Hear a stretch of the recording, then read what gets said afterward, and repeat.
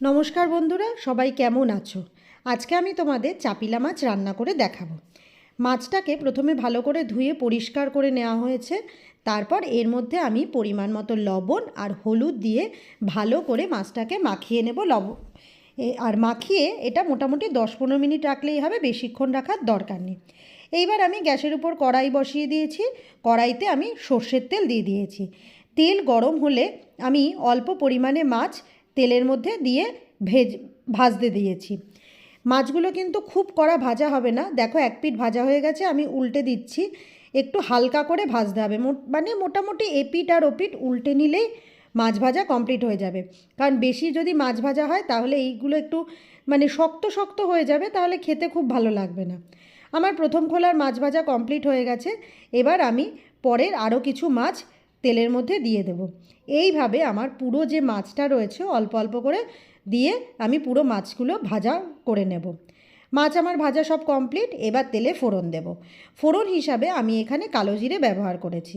কালো জিরেটা দেওয়ার পরে তার মধ্যে আমি এর মধ্যে পরিমাণ মতো লবণ আর পরিমাণ মতো হলুদ দেব।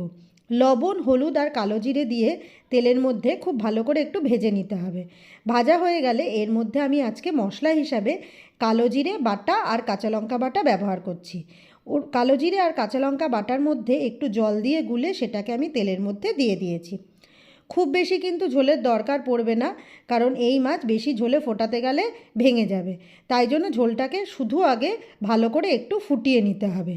ঝোলটা যখন ভালো করে ফুটে একটু কমে যাবে, সেই সময় মাছগুলোকে উপর থেকে ছড়িয়ে দিতে হবে আর খুন্তি দিয়ে আস্তে করে নেড়ে মাছগুলোকে ডুবিয়ে দিতে হবে। মাছগুলো ঝোলের সাথে একটু ভালো করে ফুটলে তাহলে ঝোলে মাছের স্বাদটা চলে আসবে এবং খেতেও খুব ভালো লাগবে। যখন আমি দেখছি যে ঝোলটা আমার অনেকটাই কমে গেছে, সেই সময় আমি উপর থেকে কিছু ধনেপাতা নিয়ে কুচি করে দিয়ে দিচ্ছি। ধনেপাতা দিলে ধনেপাতার সেন্টটাতে মাছটা রান্নাটা খেতে কিন্তু আরও খুব সুন্দর লাগবে। এরপরে ধনেপাতা দিয়ে ধনেপাতাটা যখন আমি মাছের সাথে খুব ভালো করে মিশিয়ে নেব, তারপরে আমি এর মধ্যে একটু উপর থেকে কাঁচা সর্ষের তেলও ছড়িয়ে দেব। কাঁচা সর্ষের তেল আর এই ধনেপাতার যে সেন্টটা, সেটা কিন্তু এই রান্নার স্বাদটাকে আরও অনেকটা বাড়িয়ে দেয়। আর তোমরা যদি মনে করো কাঁচা লঙ্কা বাটা ইউজ করবে না, তাহলে চিড়েও তেলের মধ্যে দিতে পারো, সেটাতেও কিন্তু খেতে খুব ভালো লাগবে তোমাদের বলতে পারি। তাহলে আজকে আমার এই পদ্ধতিতে চাপিলা মাছ রান্না করা তোমাদের কেমন লাগলো অবশ্যই কমেন্ট করে জানিও। যদি ভালো লেগে থাকে তাহলে আমার ভিডিওটা শেয়ার করে দিও প্লিজ। আজ তাহলে আসি, টাটা।